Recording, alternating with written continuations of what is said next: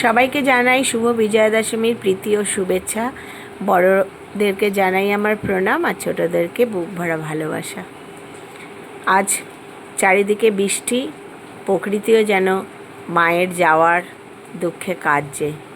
তবে এটা চিরস্থায়ী নয়, আমরা আবার 1 বছর পর মাকে পাবো এই আনন্দেই থাকি। আর দশমীর মিষ্টি সবাই সবাইকে খাওয়ায়, প্রত্যেকের বাড়িতে গেলেও দেয় বা নিজের বাড়িতেও আত্মীয় স্বজন আসলেও দেওয়া হয়। সেই রকমই একটা মিষ্টি আমি বাড়িতে তৈরি করেছি। দেখো, তোমরা ভালো লাগলে করতে পারো। আর খেতে খুবই সুস্বাদু হয় এবং খুব কম সময়ে কম উপকরণে হয়েও যায়। দোকানের থেকে ভালো থেকে মানে খুব একটা কম হবে না। নমস্কার বন্ধুরা, বনমালী কুকিংয়ের আজকে বিজয়া দশমীর মিষ্টি উপহার দিলাম, আমার বন্ধুদের শেয়ার করলাম। সকলে দেখো, লাইক করো ভিডিওটি এবং দেখতে থাকো কিভাবে আমি এরকম নরম তুলতুলে রসমালাই তৈরি করলাম। এগুলো পুরোটাই আমি নিজে ঘরে বানিয়েছি। তোমরা দেখতে পারো, ভালো লাগলে বানিয়েও ফেলতে পারো ঝটপট, খুবই সুস্বাদু হবে। এর জন্য আমি 1/2 লিটার দুধ নিয়েছি। গ্যাসে একটা কড়াই বসিয়ে 1/2 লিটার দুধ আমি জাল করতে বসিয়েছি। এই 1/2 লিটার দুধ দিয়েই আজকে আমি ছানা তৈরি করে নেব। প্রথমে রসমালাইয়ের যে রসগোল্লাগুলো ছোট ছোট, সেগুলো প্রথমে বানিয়ে নেব। তার জন্য ছানা কেটে নেব। একটা বাটিতে আমি ভিনিগার আর জল মিশিয়ে নিয়েছি আর কড়াইতে বসিয়ে নিয়েছি দুধ। দুধটা জাল দিয়ে নেব একটু। দেখো, একটু ভালো করে জাল দিয়ে নেব, নিয়ে গ্যাসটা বন্ধ করে দেব। ভালো করে উতলে গ্যাসটা বন্ধ করে দেব। এবার আস্তে আস্তে করে এই জল মেশানো ভিনিগার দিয়ে ছানা কেটে নেব। এতে ছানাটা খুব নরম হবে। গ্যাসটা বন্ধ করে নিয়ে আস্তে আস্তে করে এই ভিনিগার জল মিশিয়ে নেড়ে দিলেই ছানাটা তৈরি হয়ে যাবে। এরকম আলতো হাতে ছানাটা তৈরি করলে ছানাটাও খুব নরম হয়। আমি সেইভাবেই ছানাটা তৈরি করে নিলাম। এবার ছানাটাকে আমি ছেঁকে নেব। একটা বড় ছাঁকনির মধ্যে আমি ছানাটাকে ঢেলে দিলাম। এবার ছানা থেকে জলটা বার করে নেব। যেহেতু আমি ভিনিগার দিয়ে ছানাটা কেটেছি, সে কারণে একটু ঠান্ডা জল দিয়ে ছানাটাকে ধুয়ে নেব। এটা সবাই জানে, তবু আমি একবার একটুখানি দেখিয়ে দিলাম। আর ছানার যে জলটা, এই জলটাও কিন্তু ঠান্ডা করে ঘোল করে খাওয়া যায়। খুব গরম তো এখন, বৃষ্টি ছাড়া অন্য সময় খুব পড়ে, তখন এটা খাওয়া যায় ঠান্ডা করে ফ্রিজে রেখে দিলে। এই দেখো, ঠান্ডা জল দিয়ে আমি এটা ধুয়ে নিচ্ছি ছানাটা। তারপর এই ছাঁকনির ওপরেই আমি 15-20 মিনিট খুব টাইট করে রেখে দেবো। তাতেই জল যা ঝরার ঝরে যাবে। খুব বেশি জল ঝরিয়ে শক্ত করতে হবে না এই রসমালাই করার জন্য। আমি দেখো এরকম করে চেপে চেপে একটু জলটা বার করে নিচ্ছি। নিয়ে এটা 15 মিনিটের মতো আমি ছাঁকনির ওপরেই রেখে দেব। ছানার জলটা সরিয়ে নিয়েছি। ছানাটাও আমার রাখা হয়ে গেছে 15 মিনিট। এবার আমি একটা থালার মধ্যে নিয়ে নেব ছানাটাকে ঢেলে। দেখো, আমার 1/2 লিটার দুধে এতটা ছানা তৈরি হয়েছে। এবং এটা দিয়ে আমি যখন রসমালাইয়ের গোল্লাগুলো তৈরি করব, রসগোল্লাগুলো, সেগুলো ছোট ছোট করে তৈরি করতে হয়, তাই অনেকগুলো হয়ে যাবে। এটাকে দেখো, হাতের এই জায়গাটা দিয়ে, চেটোটা দিয়ে ডলে নিতে হবে। যত মিহিভাবে তৈরি হবে তত ছানার রসগোল্লাগুলো খুব ফুলে ফুলে উঠবে এবং নরম হবে। ছানাটাকে একটু ভালো করে এরকম করে পিষে নিতে হবে। এরকম হাত দিয়ে দিয়ে, কোনোই খাটনি নয়, আলতো হাতে এরকম করে পিষে নিতে হবে। দেখো আমি কিভাবে নিচ্ছি। অনেকে করো, তারা জানো, আর যারা করো না তারা আমারটা দেখে করে ফেলো। দেখবে কোনো কঠিন কাজ নয়, খুব সহজেই হয়ে যাবে।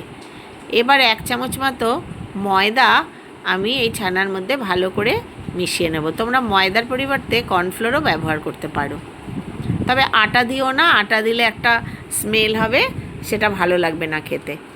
আমি ময়দা মিশিয়ে নিলাম, এবার ভালো করে মেখে আবারও এটা পিষে নেব। এরকমভাবে যতটা নরম করতে পারবে ছানাটাকে, তত রসগোল্লাগুলো ভালো হবে।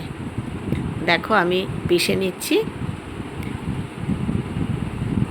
এই যে আমার এতটুকু হয়ে গেছে এবং খুব নরমভাবে আমি পিষে নিয়েছি। এবার দেখো এইটুকু করে হাতের আঙুলের আগায় যতটুকু ওঠে সেইটুকু নিয়েই তুমি গোল্লাগুলো পাকালেই দেখবে ওগুলো বলের মতো ফুলে ফুলে উঠবে। যেমন করে গুলি হয় সেরকম গুলির মতো হয়ে যাবে। আমি এরকম করে অনেকগুলো কেটে নিলাম ছোট করে। দেখো আমার এখানে প্রায় 30-35টা হয়ে গেছে। এবার এইগুলোকে দু হাতের মাঝখানে নিয়ে এরকম করে গোল গোল করে নিলাম। কোনো যেন গাগুলো ফেটে যাবে না। দেখো যত ভালো করে পিষবে তত গাগুলো মসৃণ হবে। এই দেখো এবার এইরকম করে পুরো সবগুলো করে নিলাম। এবার অন্য একটা পাত্র বসিয়ে তাতে এরকম 3 বাটি মতো জল দিয়ে দেবো। আমার যতগুলো গোল্লা হয়েছে তাতে জলটা একটু পরিমাণটা বেশি লাগবে, আর হালকা রসে এগুলো ফোটাতে হবে। এর মধ্যে 1 বাটি চিনি দিয়ে দেবো। দেখো 1 বাটি চিনি মিশিয়ে দিলাম। এবার এই চিনিটা ভালো করে এর সাথে ফুটিয়ে নেব। 1 তার বা 2 তার এইসব কিছু করতে হবে না। এর মধ্যে 2টো এলাচ ফাটিয়ে দিয়ে দিলাম স্মেলের জন্য। এবার দেখো ফুটে উঠেছে। এই রকম 5 মিনিট ফুটিয়েই আমি রসগোল্লাগুলো ফুটন্ত অবস্থায় এক এক করে ছেড়ে দেবো। দেখো সবগুলো ছেড়ে দিচ্ছি। এই রকমভাবে সবগুলো ছেড়ে দিতে হবে এবং এগুলো এই ফুটন্ত রসের মধ্যে ফুটিয়ে নেব। সরাসরি দুধের মধ্যে দিয়ে ফোটাতে পারো, কিন্তু তাহলে অনেক সময় দুধে মিষ্টি দেওয়া হয় বলে এগুলো স্পঞ্জের মতো নরম হয় না, তখন একটু শক্ত শক্ত হয়ে যায়। তাই যদি তুমি এই রসগোল্লাগুলো আগে করে নাও তাহলে সেই রসমালাইটা খেতে খুব ভালো হয়। আমি বরাবরই এরকম করে করি। দেখো সবগুলো দিয়ে দিলাম। এবার প্রায় 15 মিনিট মতো ফুটিয়ে নেব। ফুটিয়ে নামিয়ে নিয়েছি। এবার আরেকটা পাত্রে এই হাফ লিটার মতো দুধ কিছুটা ঘন করে নিয়েছি। একটু সময় ধরে একটু ঘন করে নিয়েছি। আর অল্প একটু দুধের মধ্যে আমি ওই যে দোকানে পাওয়া যায় 10 টাকার যে গুঁড়ো দুধ 1 পাতা, সেই 1 পাতা দুধ আমি এর মধ্যে ভালো করে ওই লিকুইড দুধের মধ্যে গুলে নিলাম। দেখো আর ওই যে দুধটা বসানো আছে সেটা আরও একটু হালকা আছে ঘন করে নিচ্ছি। এই যেরকম অনেকটাই ঘন হয়ে গেছে। দেখো চারপাশে সব আটকে আটকে যাচ্ছে। এবার ওই গুঁড়ো দুধটা এর মধ্যে মিশিয়ে দেব। দেখো এটা মিশিয়ে দিলাম। মিশিয়ে এটা অনেকটাই এতে ঘন হয়ে যাবে। কোনো চালের গুঁড়ো, আটা, ময়দা এসব কিচ্ছু মেশাতে হবে না। এইটুকুতেই কত সুন্দর হয়ে যাবে। এবার একটু কেশর দিয়ে দেবো রঙের জন্য এবং ফ্লেভারের জন্য। দেখো আমি এখান থেকে একটু কেশর এর মধ্যে দিয়ে দিলাম দুধের মধ্যে। এবার এর রঙটাও খুব সুন্দর হবে, সানসেট ইয়েলোর মতো, আর খেতেও কিন্তু এর গন্ধটা খুব সুন্দর হবে। আমার দুধের মালাইটা তৈরি হয়ে গেছে, অনেকটাই ঘন হয়ে গেছে। এর মধ্যে আমি চিনি ব্যবহার করব না, আমি মিশ্রি দেব। এই 500 দুধের মধ্যে আমি এখানে 100 মিশ্রি ব্যবহার করব। 100 মতো মিশ্রি দিয়ে দিলাম। এটা গলিয়ে নেব। খুব চিনি কাটা হয়ে গেলে ভালো হয় না খেতে, খুব বেশি মিষ্টি হলে। এটা আস্তে করে গলে যাবে। গলে গিয়ে দেখো একটু পাতলা হয়ে গেছে। আবার একটু জ্বালিয়ে একটু ঘন করে নেব। এবার ওই রসগোল্লাগুলো রস থেকে তুলে তুলে এর মধ্যে ছেড়ে দেব। রসগোল্লাগুলো এমনিতেই নরম হয়ে গেছে, এখন ফুলে উঠেছে, নরম হয়ে গেছে, সেগুলো এর মধ্যে দিয়ে দেব।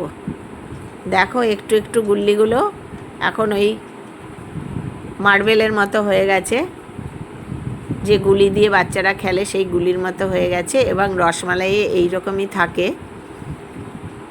এবার এটা একটু ফুটিয়ে নেব। ফুটিয়ে নিলেই হয়ে যাবে। আর রসগোল্লাগুলো ভাঙবেও না, কিছুই হবে না, বরঞ্চ এই মিষ্টিটা ঢুকে যাবে দুধের মালাই সহ। আর এটা খেতেও খুব সুন্দর হবে। তোমাদের দেখিয়ে দিচ্ছি, দেখো কত নরম হয়েছে। এইরকম করে তোমরা বিজয়া দশমীর মিষ্টিটা তৈরি করে নিতে পারো ঘরেই। এবার গ্যাসটা বন্ধ করে একটু ঢেকে রাখলাম। একটু পরে নামিয়ে দেখো আমি সার্ভ করব। ভিডিওটি যদি তোমাদের ভালো লাগে প্লিজ লাইক, কমেন্ট এবং শেয়ার করো। সাবস্ক্রাইব করে আমার পাশে থেকো। সকলে ভালো থেকো, সুস্থ থেকো। পরবর্তী ভিডিও দেখা পর্যন্ত সবাই অপেক্ষা করো।